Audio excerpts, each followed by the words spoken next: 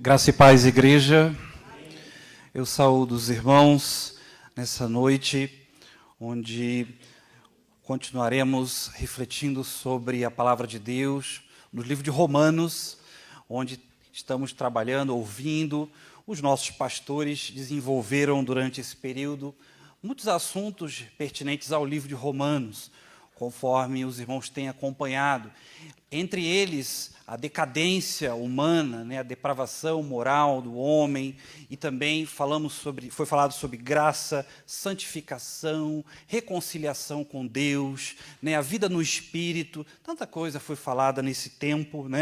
Nós, como habitação do Espírito Santo, e temos que ser habitação do Senhor, nossa vida tem que andar conforme. Então, Paulo, nesse livro, ele vai dar muitas orientações à igreja, vai falar de assuntos que a igreja já estava praticando no bom sentido. A igreja de Romanos não é uma igreja, neste momento aqui, no capítulo 15, Paulo deixa claro, que é o texto que nós vamos trabalhar essa noite, ele deixa claro que é uma igreja que merece elogios. Porque tudo isso que foi falado por Paulo sobre o andar segundo Cristo, a certeza da salvação, que ninguém separa a igreja de Cristo do amor de Deus, tudo isso a igreja estava ciente. Então era uma igreja amorosa, uma igreja que estava vivendo isso. Mas parece então redundante, pastor, por que então que ele tinha que reforçar essas coisas? Porque essa era a sua missão. Era importante que ele reforçasse essas coisas, mesmo não tendo estado presente fisicamente até o momento da escrita, ele estava lá orientando a igreja. Então, era necessário falar sobre esses assuntos, e no capítulo 15 ele começa a se despedir na sua carta, começa a dar orientações finais, segundo o doutor, o pastor Luiz Saião, ele fala que essa era uma das preocupações, que Roma tinha uma igreja muito heterogênea, onde pessoas muito diferentes estavam lá. Então, pensa comigo, você concorda comigo quando os irmãos de uma igreja são muito diferentes, pode ser mais difícil a convivência? Vocês concordam comigo ou não? São pessoas muito diferentes, vocês tinham estrangeiros, vocês tinham gentios, pessoas não judias, judeus, pessoas que estavam começando na fé. Então, você tinha uma variedade de pessoas diferentes. Então, como lidar com isso? Então, durante o livro, ao longo do livro de Romanos, ele vai trabalhar com isso, sobre o que é essencial em meio às diferenças. Eu pergunto aos irmãos, tudo o que dizemos respeito na igreja, tudo que discutimos na igreja diz respeito ao essencial? Nem tudo. Por exemplo, vocês concordam que algumas igrejas batem palmas e outras não batem palmas? Sim ou não? Essas igrejas que batem palmas estão em pecado? Não. Nós que batemos palmas eventualmente, estamos em pecado? Também não. Então é um assunto que não está entre os assuntos essenciais da discussão teológica, da discussão sobre a salvação, sobre a vida eterna, sobre o pecado. Assuntos essenciais são assuntos importantes, são bons, mas Paulo vai colocar, olha, vocês são diferentes, mas vocês têm que conviver em unidade. Amém, igreja? Então, quando ele fala dessas diferenças, ele não está falando de pecado, ele está falando de diferenças culturais, que é muito comum. Você estar numa cidade, você está num grande centro, onde as pessoas vêm de culturas, de ambientes, de criações totalmente diferentes. Então, é difícil lidar com isso. É difícil você criar dois filhos numa mesma família, com temperamentos diferentes, que dirá em duas pessoas de culturas e criações totalmente diferentes, de ambientes totalmente diferentes. Então, Paulo ele tem essa preocupação, e nesse momento da carta, como eu já disse, ele já está se despedindo, ele vai falar de uma coisa muito importante, que é sobre o seu ministério. Então, o tema da mensagem dessa noite é a missão nossa de cada dia. Porque Paulo tinha total convicção do que Deus chamou para fazer. Ele tinha segurança do que ele estava fazendo para Deus. Abra sua Bíblia, por gentileza, em Romanos capítulo 15, do verso 14 e os seguintes. Leremos alguns versículos e, ao longo dessa mensagem, tornaremos ao texto. Então, deixe sua Bíblia aberta e a projeção também continuará nos dando esse suporte. Leiamos o versículo 14. Meus irmãos, eu mesmo estou convencido de que vocês estão cheios de bondade e plenamente instruídos, sendo capazes de aconselhar-se uns aos outros. 15, os irmãos.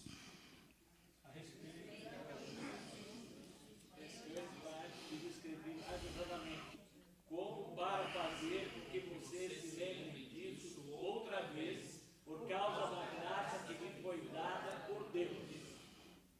De ser um ministro de Cristo Jesus para os gentios, com o dever sacerdotal de proclamar o Evangelho de Deus, para que os gentios se tornem uma oferta aceitável a Deus, santificados pelo Espírito Santo. Só os irmãos 17, por favor. Tendo, pois, motivo de gloriar-me em Cristo Jesus nas coisas concernentes a Deus. Amém? Amém, igreja? Amém. Feche seus olhos mais uma vez. Santo Deus, amado Pai, toma a direção, Senhor Deus, dessa reflexão dessa noite. Usa a minha vida, usa nossos ouvidos para compreender, para praticar, e que a sua palavra seja, Senhor Deus, nosso alimento a cada dia. Em nome de Jesus, amém. Quando Paulo ele vai falar, nesse momento da carta, ele está preocupado com algumas coisas, entre elas a expansão do Evangelho. A expansão, ou seja, vocês estão numa igreja, num lugar onde os gentios eventualmente são afastados do ofertório, onde tem muita gente aí que está sofrendo preconceito, discriminação, pessoas que estão sendo afastadas um pouco porque não têm algumas características, não são pessoas tão benquistas quanto outras, e alguns estão tolerando ou imensa dificuldade de tolerar. É duro, né, quando as pessoas simplesmente toleram a gente, né? Já ouviram aquela expressão, eu aprendi a te amar? Gente, isso não é romântico, não. Isso é ridículo, isso é feio, não é bonito. Ah, eu aprendi a te amar. Gente, eu era uma pessoa tão horrível assim para tu aprender a me amar. Isso não se diz para as pessoas, não, gente. Guarda para você. Então, era mais ou menos isso. Para amar em Cristo, para amar no Senhor, eles tinham que ficar engolindo essas diferenças, mas em lugar de colocar Deus no centro das coisas. Então, Paulo estava falando a um ambiente onde precisava ouvir isso. Mas ele tinha uma consciência tão grande do seu ministério que ele se coloca como ministro entre os gentios. Pastor, o que é um ministério? Então, nós vamos falar um pouco sobre isso também, né, nessa questão da missão. Paulo tinha consciência que ele era ministro entre os gentios. E vamos lá, quando ele fala pregar entre os gentios, ele fala de um ofício, de um sacerdócio, de uma coisa muito séria. E ele vai falar que os gentios eles são como um sacrifício a Deus. Ou seja, esses gentios que não são judeus, estão ouvindo a pregação, que estão aprendendo comigo, eu estou entregando ao Senhor, porque eles são resultado do meu trabalho. Então, eles são o que eu faço, o meu trabalho é uma oferta a Deus. Então, em primeiro lugar, entre as coisas que você precisa saber sobre essa sua missão de cada dia, é ofertar o seu trabalho a Deus. Entregar a Deus, Senhor, está aqui, está nas tuas mãos. O que eu faço, o que eu realizo, está nas tuas mãos. Então, o ministério que Deus põe nas suas mãos, você tem que entregar para Deus como uma oferta. Eu ouvi uma história recentemente de Robert John Jensen, empresário holandês, que é um crente em Jesus, que dedica cada atividade aos pés do Senhor da sua empresa, que coloca diante de Deus tudo o que faz. E ele diz assim: aqui na minha empresa é lugar onde o amor de Deus se manifesta. Que é uma coisa tão difícil de se encontrar, né? Não é uma coisa muito comum de se ver alguém declarando. Mas há muitos servos do Senhor que entregam a Deus os seus ministérios, tudo o que fazem. E não necessariamente são ministérios que fazem, que o realizam dentro de uma igreja evangélica. é a extensão da sua vida. Então, eles dedicam a Deus a extensão da sua vida, o seu trabalho. Então, Paulo assim o fazia. Está aqui os gentios, eles são minha oferta a Deus. Tudo que eu faço, Deus é a base. A Bíblia diz assim, que os gentios se tornaram oferta agradável e aceitável. Isso é muito importante. Quando Paulo ele vai falar sobre isso, eu pergunto a vocês, os gentios eram bem aceitos ou não? Não, não eram. Eram vistos como impuros, eram vistos como pessoas que não deviam nem estar ali no templo, eram pessoas que não deviam estar nem ofertando junto ali, eram pessoas que eram toleradas, mas Deus os fez aceitáveis. Deus os tornou aceitáveis. E usou Paulo para isso, para conscientizar os irmãos em relação a isso. Então, é Jesus que faz a transformação. É Jesus que muda a visão da igreja um dos outros. Deixa eu perguntar aos irmãos, quantos aqui sabem que eu sou carioca da gema? Tricolor de coração. Não é São Paulo, é Fluminense. Eu falo tricolor, o povo aqui vai pensar que eu sou de São Paulino. Ou seja, é possível amar o pastor Wagner sem o preconceito dele ser carioca. Ah, esse aí é malandro. Esse aí gosta de passar a perna. Se deixar, ele vai dar uma malandragem aí, ele vai tirar alguma vantagem. Coisas do preconceito humano, coisas humanas. Eu tenho isso, todos nós temos isso, ou com algum segmento, ou com outro. Nós temos essas coisas, né? Mas, quando você vê Paulo falando isso, ele diz, olha, esse grupo aqui, que é mal visto, esse grupo aqui, que vocês têm preconceito, eles são minha oferta, que se tornou aceitável a Deus. É isso que o texto está dizendo. Então, essa preocupação de colocar no altar de Deus tudo que você faz, até a roupa que você veste, até o veículo que você pega para ir para o trabalho, a tua vida é uma vida que tem que ser dirigida por Deus, essa é a tua missão de cada dia. Colocar no altar de Deus, seu trabalho a Deus. Em segundo lugar, versículo 18, pula para o 18, por favor. Então, vamos ler aqui na mesma tradução, para não haver conflito de traduções, não é? Conflito de versões, os irmãos lerão em uníssono no versículo 18. Podem ler o 18, por favor.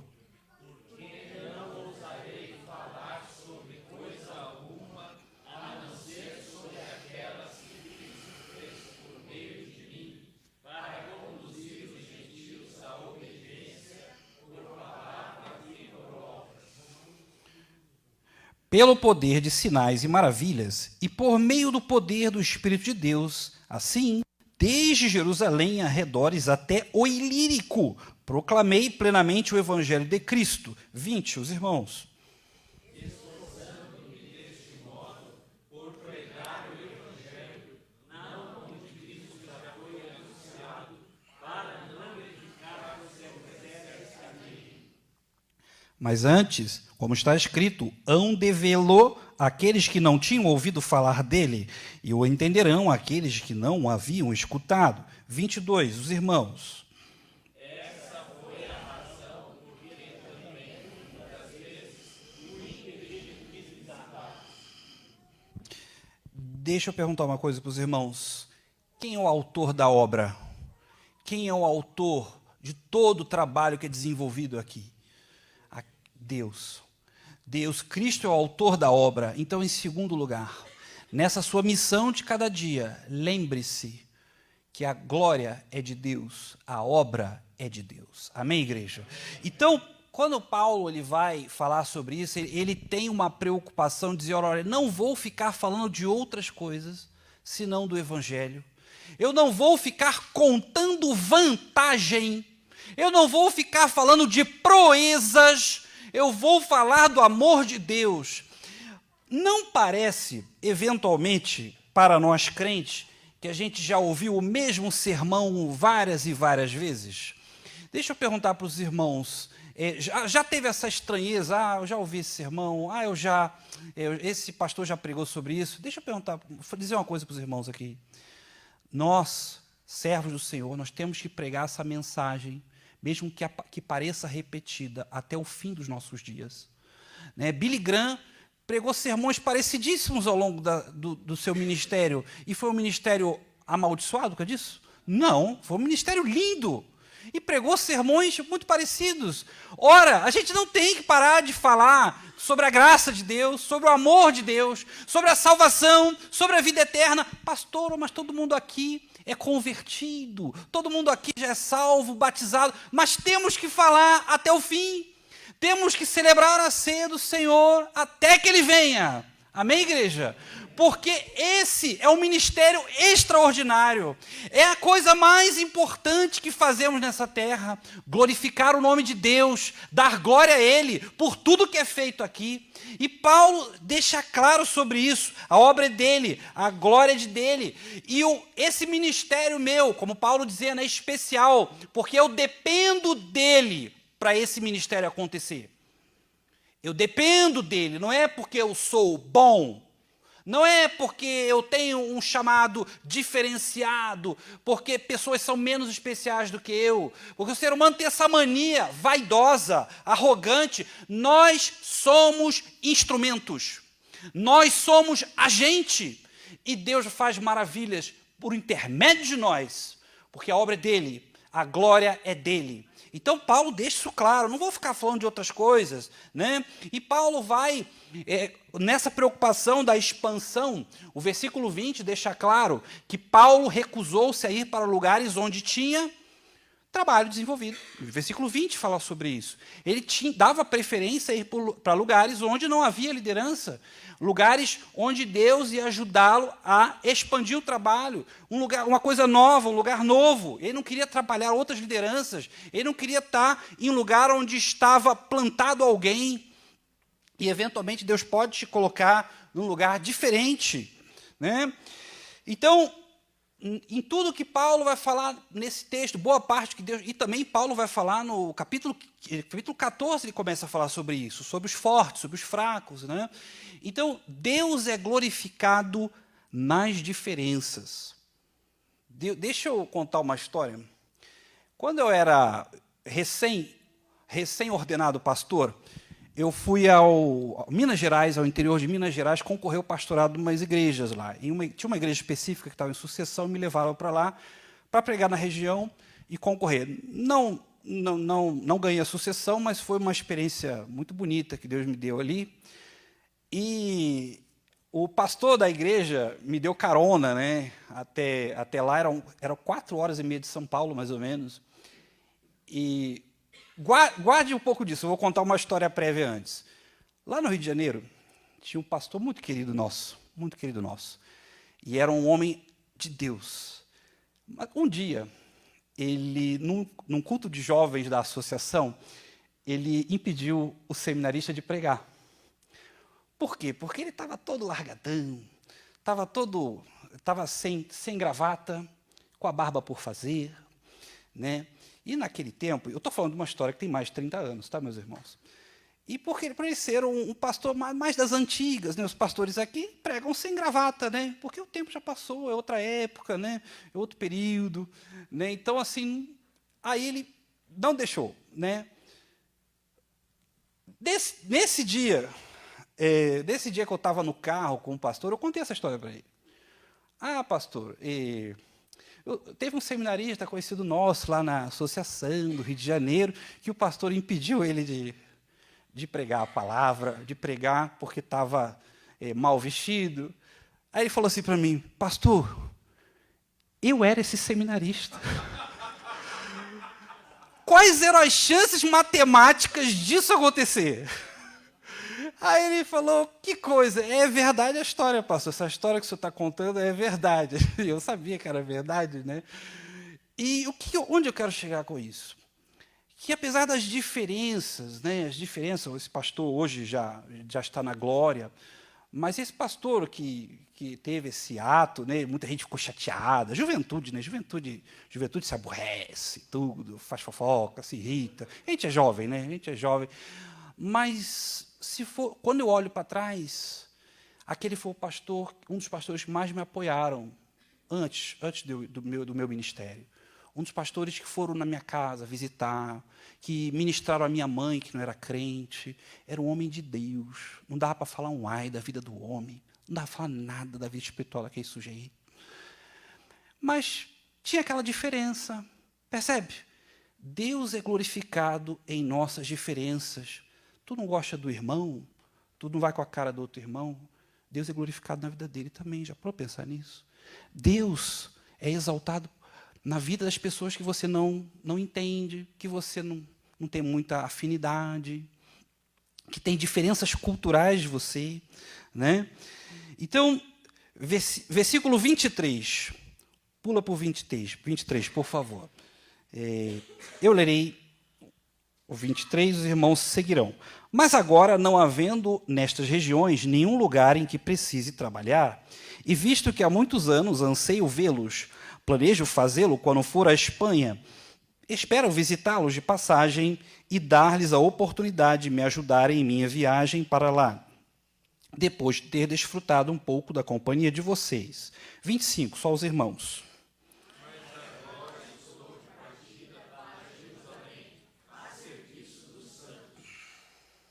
26, podem ler também.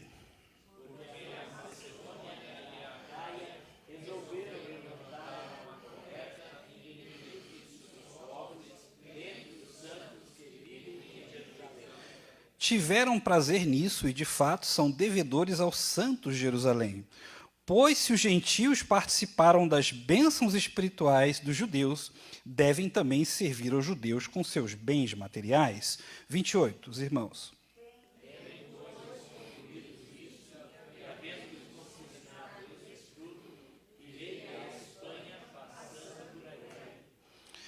Amém. Sobre essa a palavra de Paulo, quando ele vai, já está partindo para o encerramento, como disse, nessa terceira parte, ele vai avisando o que ele ia fazer.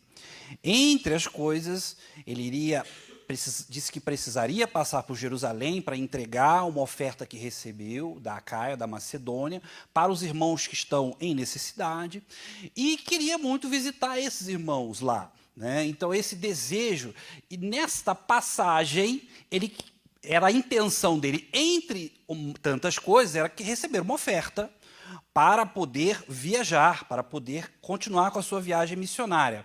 Na linguagem do mundo de hoje, mas que folgado, já quer passar para pegar dinheiro, quer passar para pedir dinheiro para a igreja, né? Porque tem crente que é assim, né? Que às vezes Deus não pede a Deus para trabalhar o seu coração, sua generosidade, teu coração um pouco mesquinho.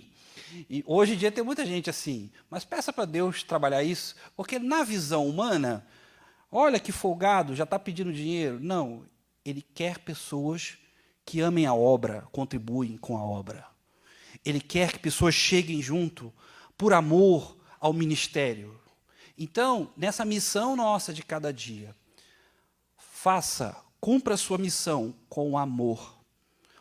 Aquilo que você faz, você deve fazer com amor. Então, quando Paulo ele vai saudando os irmãos, ele fala não só da expansão, mas ele fala de uma necessidade. Ele fala do amor, do carinho que ele tem pela igreja e vai informando a igreja das necessidades, que ele precisa disso, precisa daquilo. Quem esteve aqui quando eu dei meu testemunho missionário para o Senegal? Quem esteve aqui? Levanta a mão. Um número bom dos irmãos. Tem uma coisa que eu não contei. No momento ofertório, em África, é muito interessante. Não estou dizendo que é para fazer isso aqui. Os irmãos, eles têm uma crença, uma coisa no coração deles, de não irem para o culto, para o templo, para a adoração, de mãos vazias. Então, eles levavam para o culto 100 francos cefá, que é o equivalente a R$2, R$3, que fosse o valor mais simbólico possível, mas eles tinham um sentimento horrível se fossem com as mãos vazias, sem uma moedinha. Eu tenho umas moedinhas dessa guardada lá em casa, de recordação, que é a moeda senegalesa. Né? Então, no momento ofertório, é uma alegria, Porque eles vão ofertar dançando. No venão de lã, oh, por amor de Deus. E vai todo mundo dançando até o gasofilácio. Le Seigneur, je te loue, je te remercie. É lindo de se ver. Aqui no Brasil, às vezes, parece que o povo vai ofertar, parece que está indo para o funeral. Mas eu estou falando de uma cultura, eu não estou falando de uma crença essencial para nós. Eu estou falando de um amor pela obra. Eu estou falando de fazer as coisas com carinho. Tem crente que fica calculando do jeito que o missionário vive. Esse missionário vai receber tanto de oferta. Deixa eu fazer a matemática aqui. Missionário vai ganhar isso, vai fazer assim, vai fazer assado. Está ganhando bem, hein?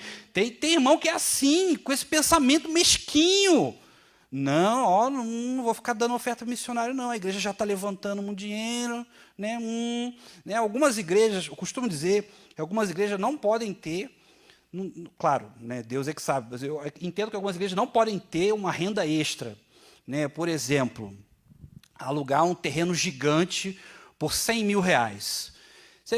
A igreja que se colocarem um terreno grande do lado e alugarem por 100 mil reais para uma Globo, uma Rede Record, não sei das quantas, essa igreja nunca mais vai querer ofertar. Não, a igreja já tem seu sustento, vou ofertar nunca mais. Estou mentindo, meus irmãos? Porque o coração do ser humano tem essas coisas. É a falta do amor, é a falta do desejo de ofertar, fazer as coisas com carinho. Então, Paulo vai falar sobre a bondade e, em resumo, em todo esse tempo, vamos relembrar algumas coisas de Paulo. Paulo foi picado por uma víbora? Foi. Paulo foi perseguido? Paulo foi preso? Foi. Foi ameaçado de morte? Opa! Na visão humana é um ministério horrível, né? Mas Paulo fazia sabendo que a obra da evangelização, a obra da salvação de Deus, fazer parte de tudo aquilo, era algo extraordinário. Com tantas coisas que aconteceram com ele, tantas coisas que... E açoitado também, né? Açoitado, esqueci de falar. Então, em terceiro lugar, leve a obra com amor. E Paulo tinha essa preocupação, a bondade, falar com os irmãos com carinho, falar com os irmãos, saudando os irmãos, agradecendo. Essa é a nossa missão. Tá bom, meus irmãos? Feche seus olhos, por gentileza. Essa missão nossa de cada dia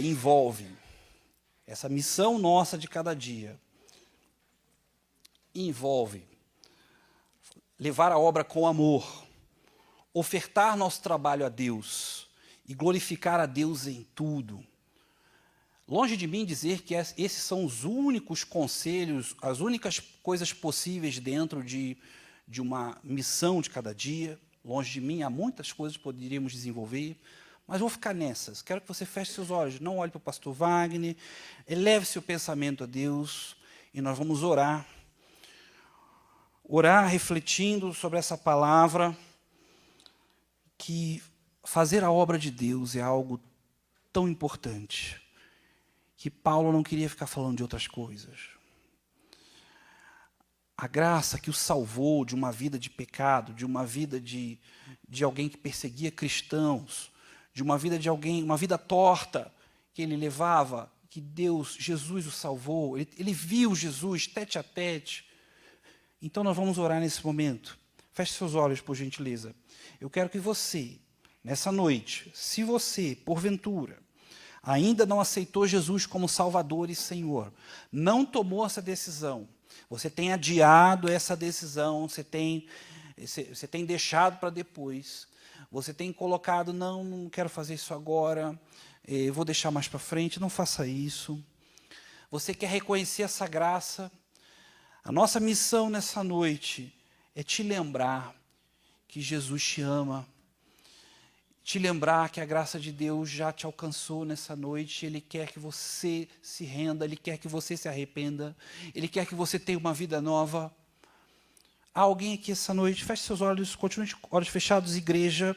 Eu quero que só aqueles que ainda não tomaram uma decisão, levante uma de suas mãos. Há alguém aqui que não é membro da igreja, que não é crente em Jesus, que gostaria de ter a vida transformada? Há alguém? Levante uma de suas mãos. Há alguém? Graças a Deus. E eu quero estender essa palavra também. Há alguém aqui essa noite que quer refletir na sua missão, embora possa não ter tanta certeza sobre as coisas que Deus quer para o seu futuro, mas nessa noite refletiu, quer tomar uma decisão de que eu não consigo viver, eu não posso viver se não for para engrandecer a Deus com a missão que Ele me deu. Levante uma de suas mãos. Você crê em Jesus? Amém. Deus te abençoe. Pode baixar sua mão. Eu não quero viver de forma diferente. Eu não quero ficar gastando tanto meu tempo com coisas inúteis.